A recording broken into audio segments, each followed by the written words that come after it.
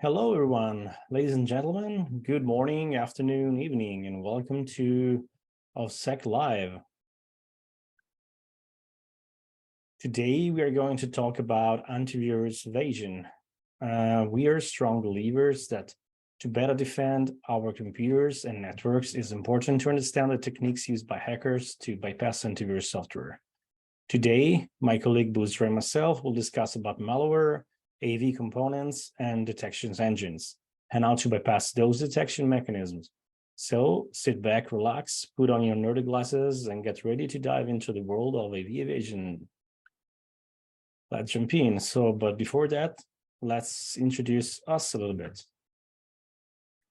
My name is Matteo Malvica. I'm a content developer at OffSec.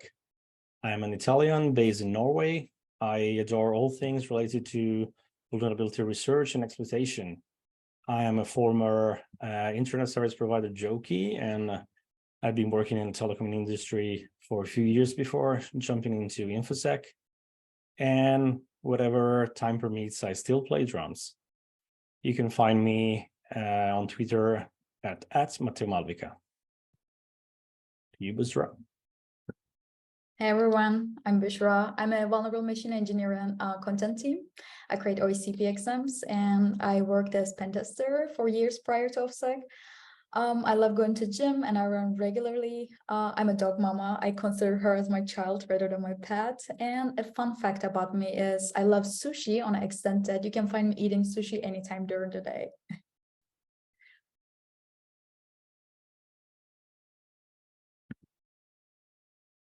Today, we're going to talk about some theoretical concepts about malware and antivirus, and we are going to end the presentation with a couple of demos. So here are our today's objectives.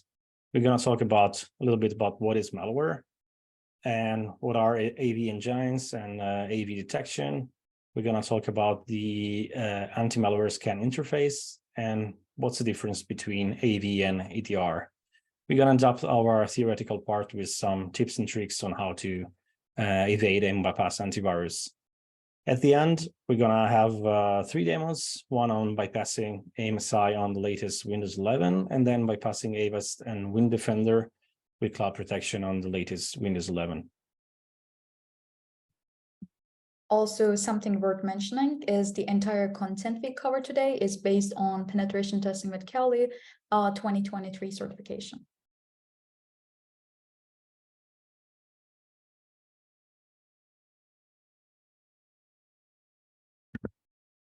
So let's start with the theory. What is malware in the end? Malware is basically any software intentionally designed to either cause disruption, wreak havoc on your computer, servers, client, or the entire company network. If you think about the old viruses in the 90s, those viruses were just designed and specifically crafted to just disrupt your systems, right? But today, viruses evolved in actual malware, and it evolved in software that it aims to gain unauthorized access to information or system. Think about spyware, for example, or even deprive access to information like modern ransomware does.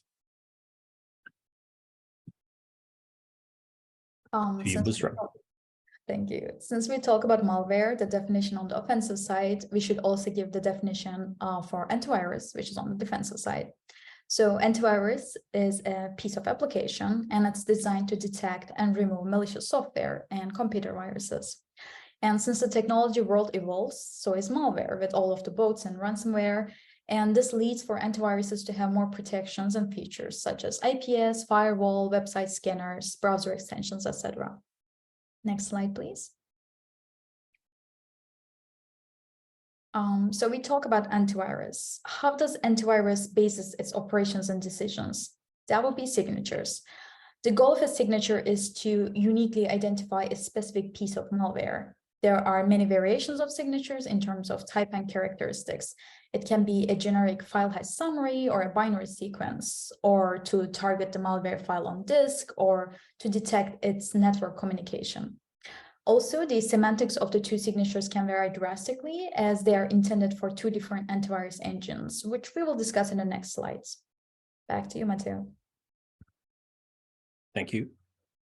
Antivirus engines, historically, they've been just client-based, but today the normal and average antivirus will have two different engines, a client-based and a cloud-based.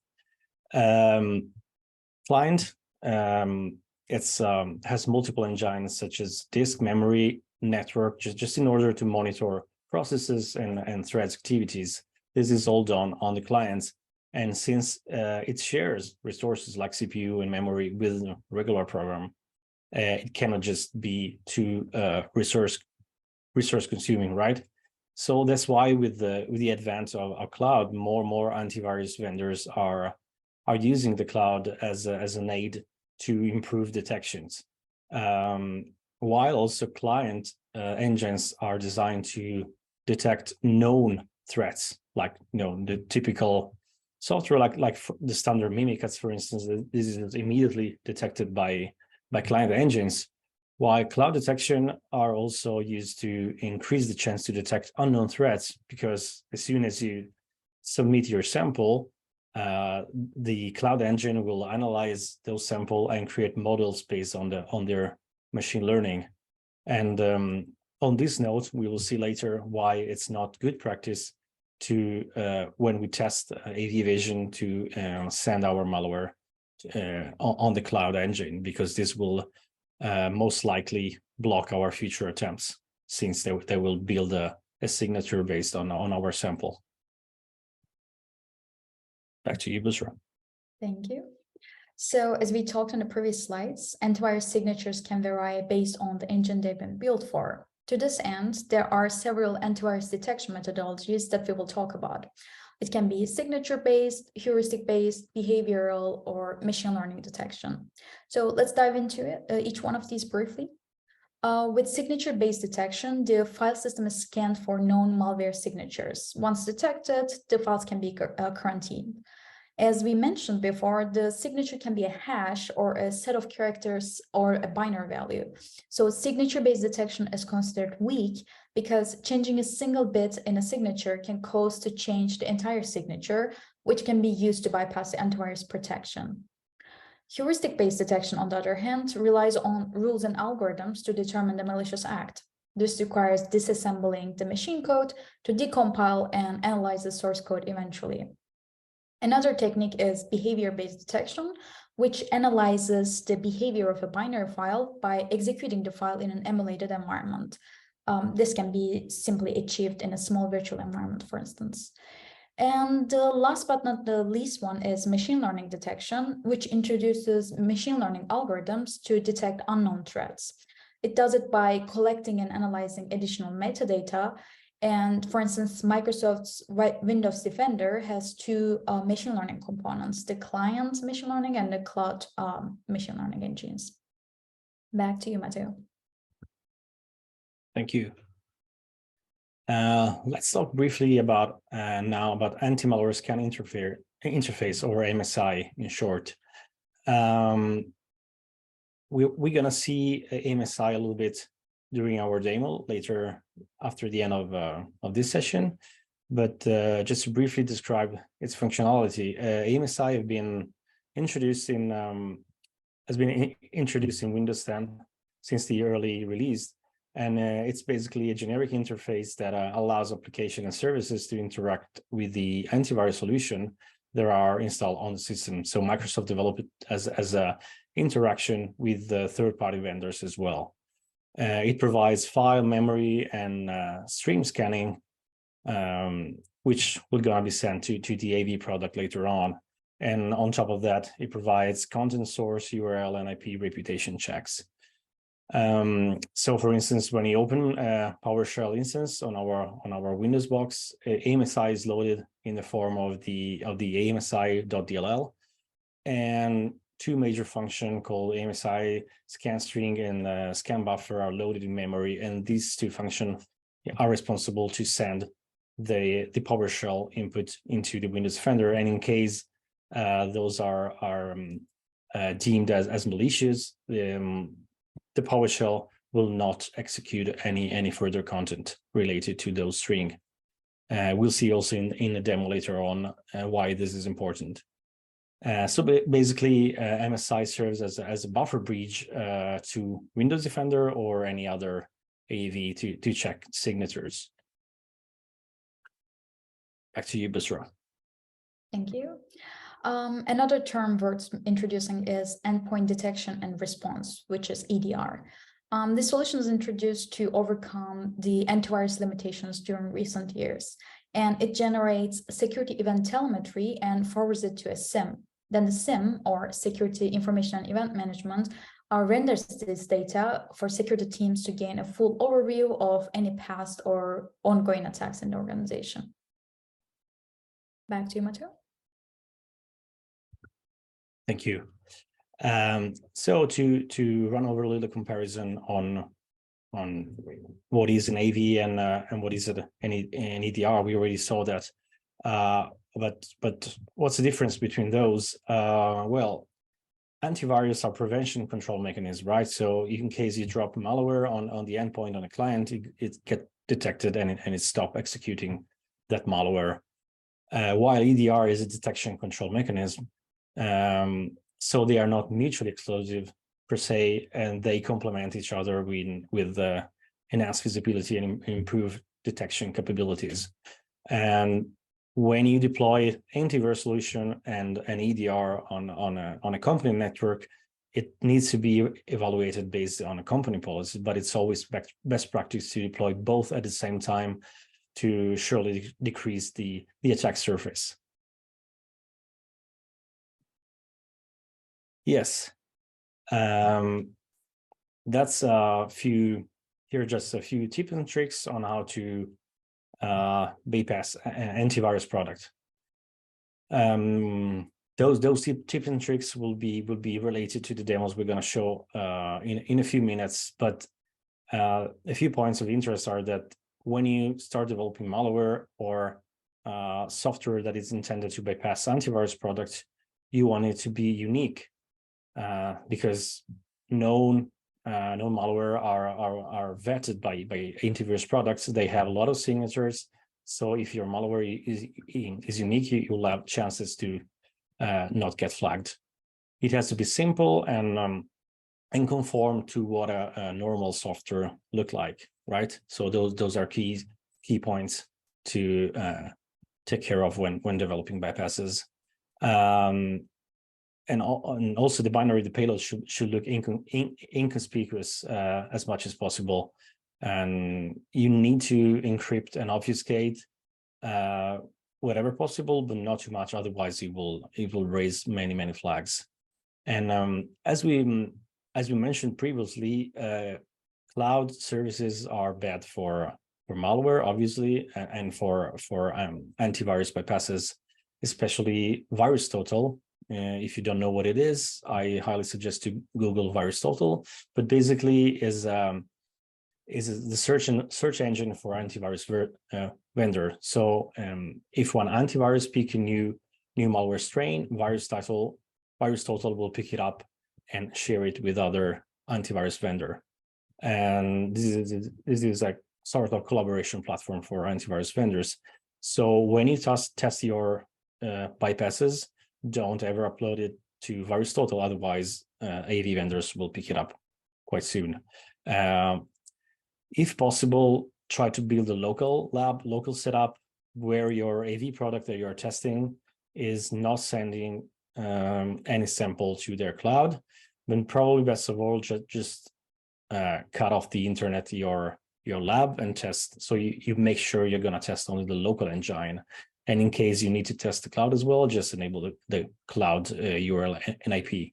If you don't have a chance to have your own local lab setup, you can use Anti-Scan.Me, which is a service similar to VirusTotal, where they claim they are not sending your sample to the AV vendors. So basically, you get like 20, 30, or even more engine to test your sample against. And last but not least, develop for specific targets. So if you know you're going to test during a pen testing engagement or red teaming engagement, specific AV product, just test that product in your lab, obviously, so you don't waste resources on having your sample all purpose and more generic. That's about it. I think now we're gonna have a few demos, and then we'll answer some question in the end. Right, demo time. Let me share Busra demo.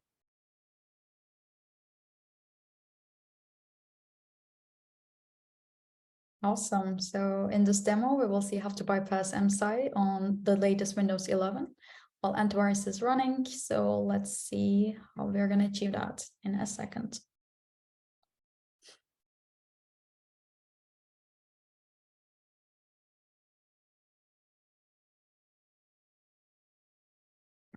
Ready? Ready. Let's go. So in this comment output, we are seeing that the antivirus is enabled and all of the features we are seeing listed in here. If you also want to see it in a user interface, we are just firing it up now. So we can see that antivirus is up and running. All of the features are on. So we will just try to bypass AMSI while everything is on. So we see it in here. We will see our lab setup now. On the left-hand side, we are seeing our Cal Linux. There's a tool called Hawk Shell is installed. It's basically a tool that will create a payload for us to get a reverse shell on the Cal Linux at the end. It just creates the payload by specifying the host and also the authorization header. And as you can see, there is the payload created. So we're just going to copy it and save it in a file and transfer it to the right-hand side, which is our Windows 11 latest updated machine. So we just transfer it to the Windows box.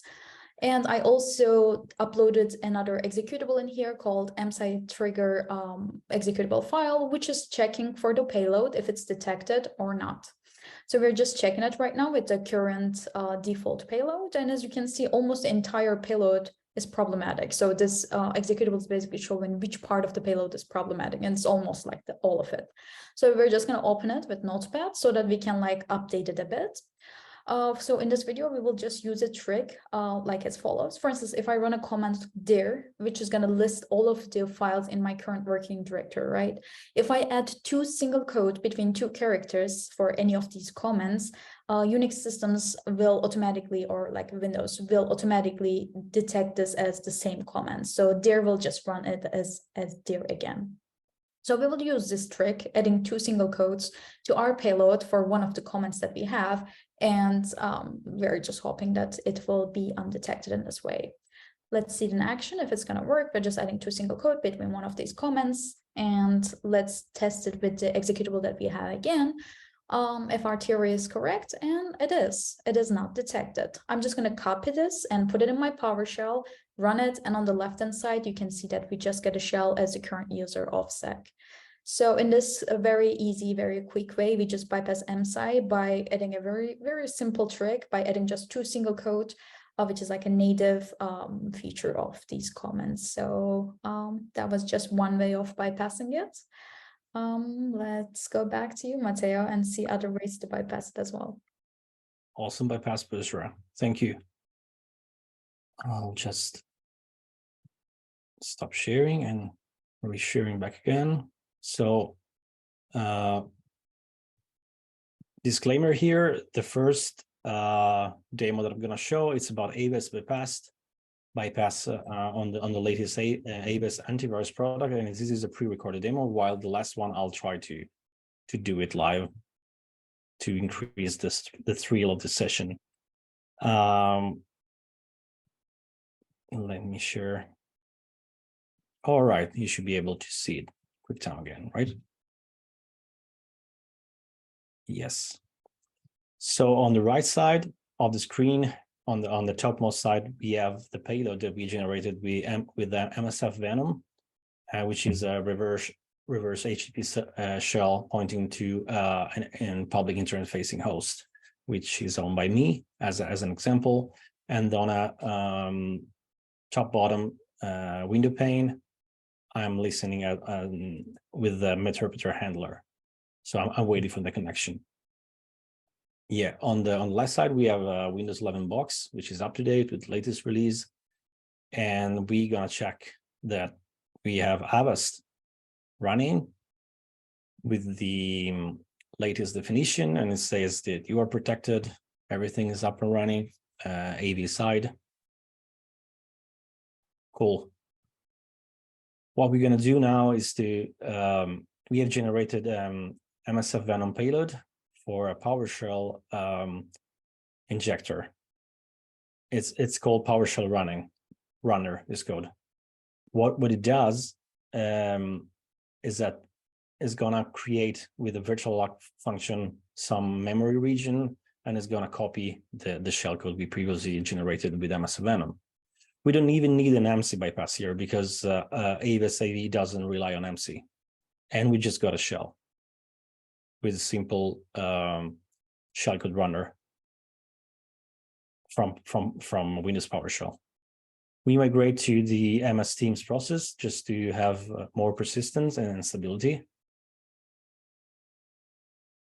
And that's about it.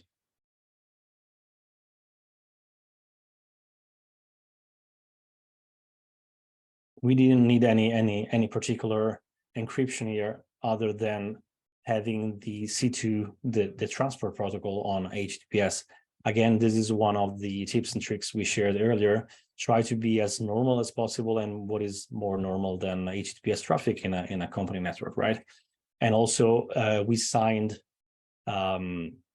this payload with the valid certificate. So if you own any host in your pen testing, legal pen testing, and red teaming, then it's a way to go. Just try to create a regular environment, which will go under the radar. All right, let's move to the last demo.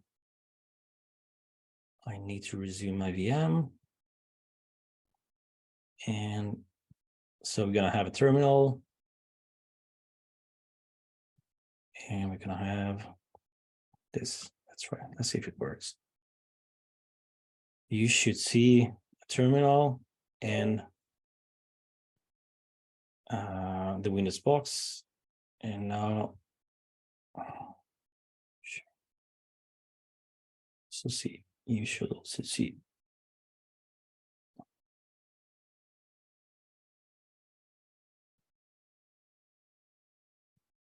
Okay.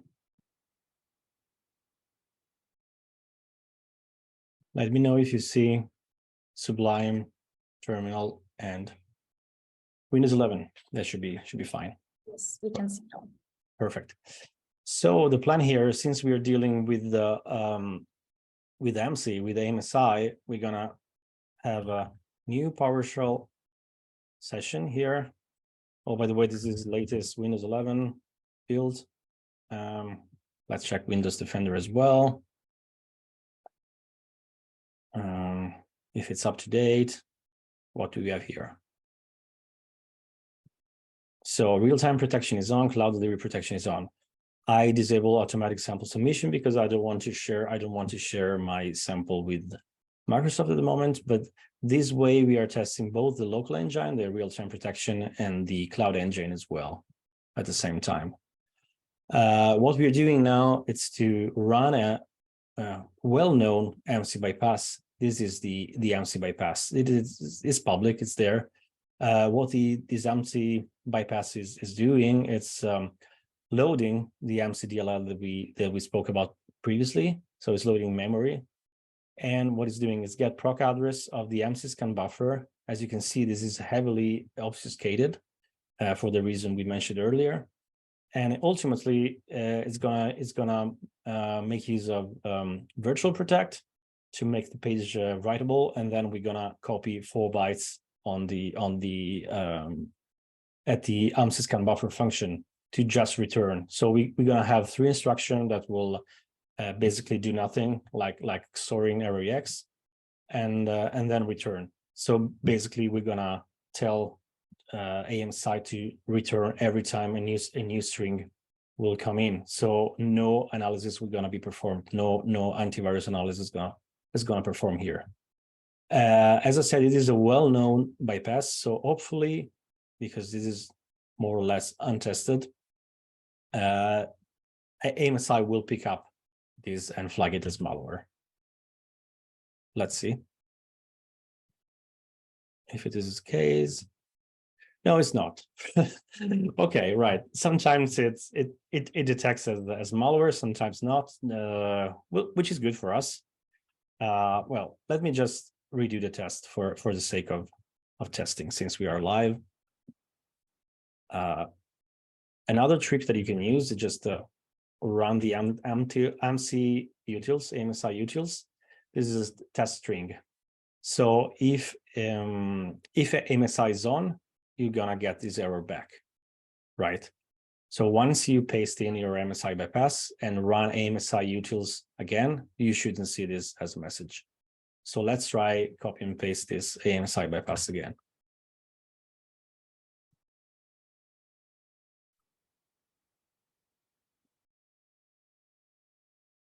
No more warning. So AMSI should be disabled, right? On our public facing internet server, we just start a netcat listener on port 443. And at last step, we just copy and paste initial shell, reverse shell, which is a PowerShell reverse shell on a public IP on port 443. And then we get a shell.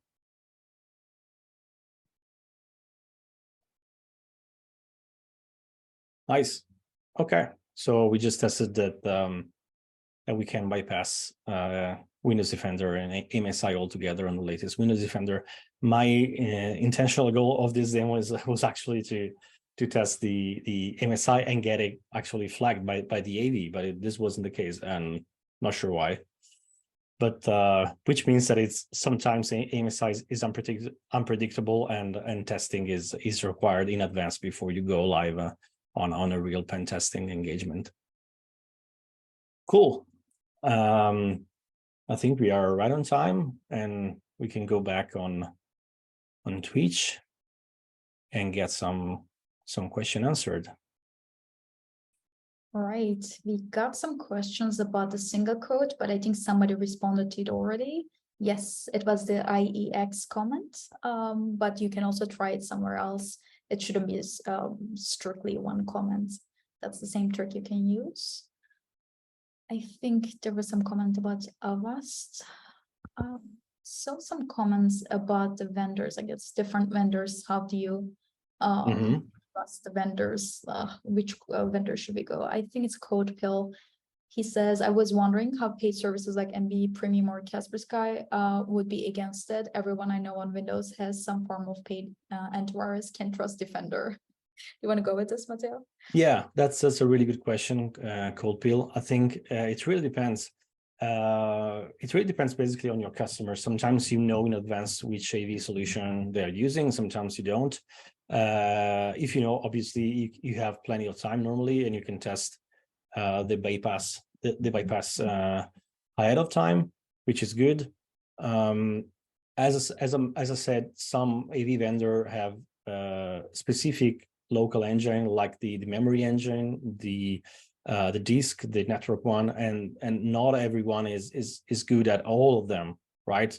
Some vendors claim they're good in this, some other they claim they are better in detection, for instance, over the network. So you can test. You can just test a very, very basic proof of concept against your target, and then just increase complexity and see what result do you have. So AV bypass testing sometimes is just a game of patience and rinse and repeat, basically. Good call. I think I should continue sharing the slide. Yeah.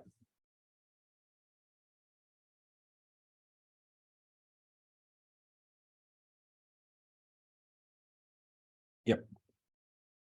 Slides are over, basically. So we are here for some Q&A.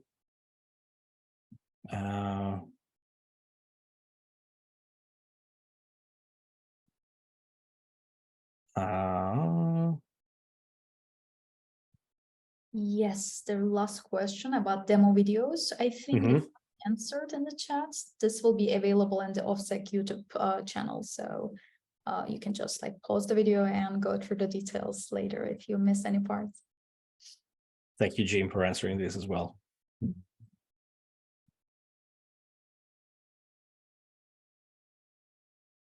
Cool. Let me see if we have an answer question earlier on.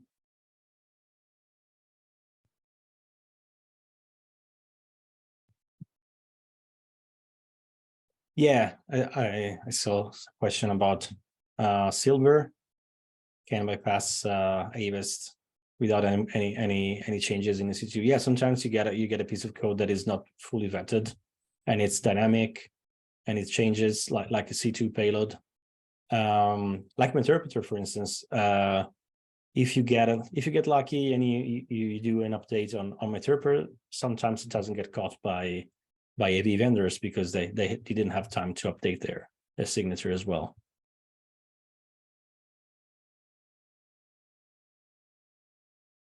Yes.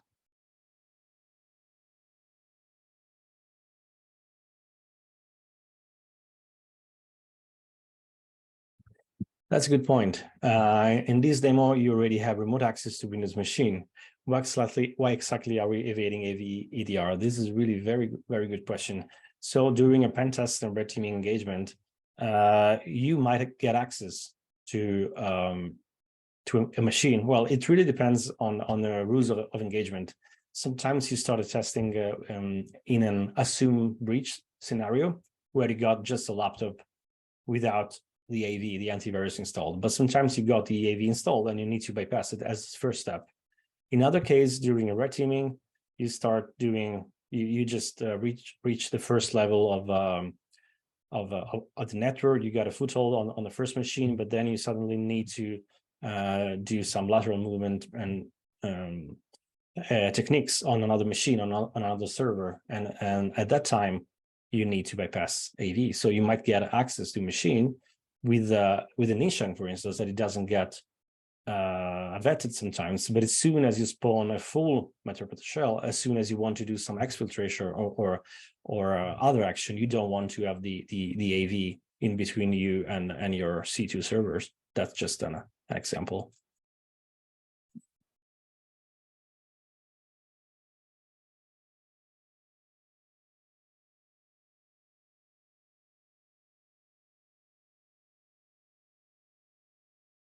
That's another good question.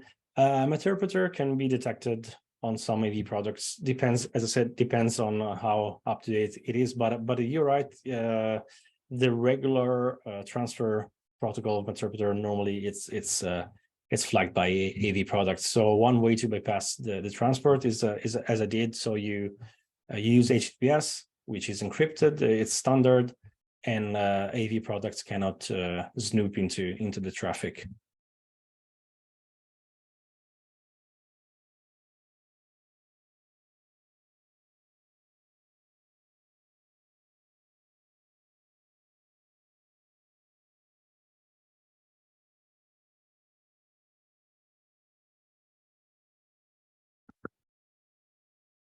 Inshang just set up a simple reverse TCP shell on PowerShell as a additional subprocess from PowerShell.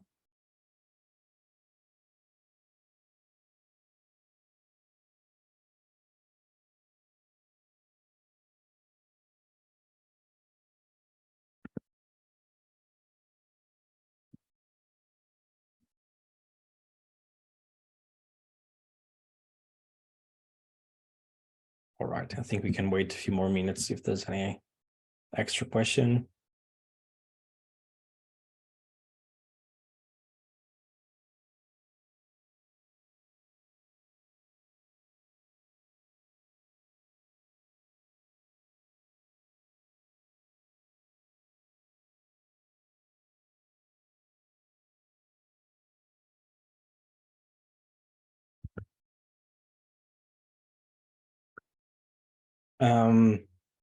For HTTPS, you can use a self-signed certificate. That's probably true in most cases. But if you're targeting an enterprise with TLS proxies, which is now becoming standard on most companies, so they actually inspect the traffic, And if you have a self-sign certificate, it's normally a red flag, so you're going to get caught. What I suggest is just get your domain, get, legitimate, more or less, domain names with real certificates, and that's it. Study recommendations for AV EDR.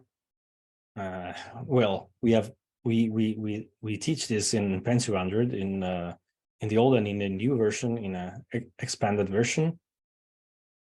And of course we teach it also in PEN-300. So I think that's a good start. Plus, don't be afraid to just play and test with the V product. So just try to build your small lab with VMs. It's fine, and don't forget to turn off automatic sample submission in the cloud. Also, another good suggestion I will say: just try to browse GitHub, browse GitLab or any other code repository where you can find samples and people's work, so you can start from there. That's a $1 million question. How do we know when we need AV evasion during our pen test? Well, short answer, you don't know, unless your client already told you, but no, they shouldn't.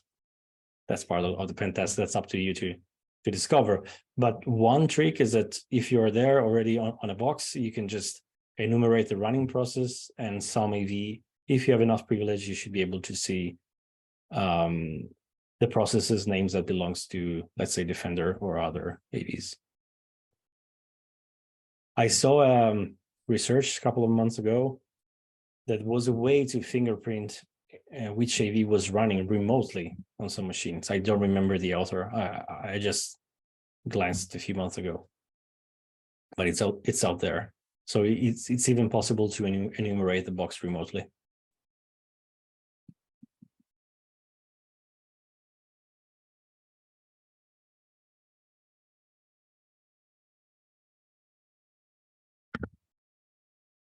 Yeah, if there's no more question, I will say just we wrap it up. Thanks a lot for today. Thanks for your time and attending today's session. And welcome back to the next one. Thank you, everyone.